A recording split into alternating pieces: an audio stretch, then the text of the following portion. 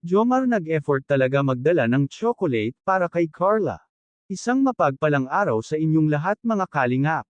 Bago ko ipagpatuloy ang maikling reaction video na ito, hiling ko lang natapusin ang panunood nito para malaman ang nilalaman nito, at kung bago ka pa lang sa munting channel na ito, paki-subscribe naman. Maraming salamat. Muling dinalaw ng mga team kalingap si Carla. May dala-dalang ang pasalubong itong si Jomar kay Carla.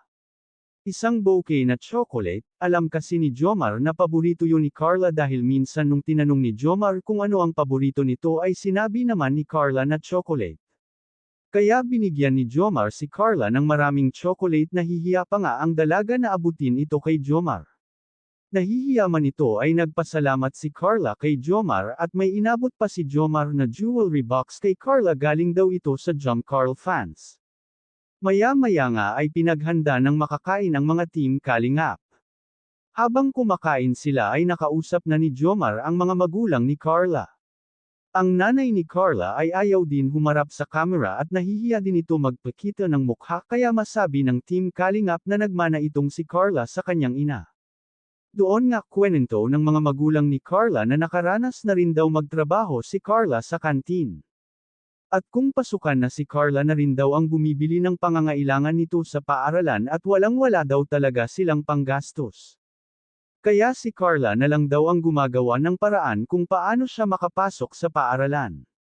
Habang kinukwento ito ng kanyang ina, ang umiiyak ito at humahanga sa kanyang anak dahil masipag nga raw at marunong gumawa ng paraan. Bata pa si Carla pero madiskarte sa buhay, marunong siya gumawa ng paraan kung paano niya mapagpatuloy ang kanyang pag-aaral. Ang ama naman ni Carla ay nangingisda ito, at minsan daw pag walang mahuhuli na isda ay wala daw silang makain. Iyon lang daw kasi ang alam niyang hanap buhay. Mabuti na lang at natutulungan na sila ng team kalingap, kahit papaano ay mapapaayos nila ang bahay nila. Ang hiling lang nila ay makatapos si Carla sa pag-aaral. Bago tayo magtapos, huwag natin kalimutan suportahan ang ama ng kalingap na si Val Santos Matubang at si Kalingap Rab. Hanggang dito na lang ang update ko mga kalingap. Maraming salamat at God bless sa inyong lahat.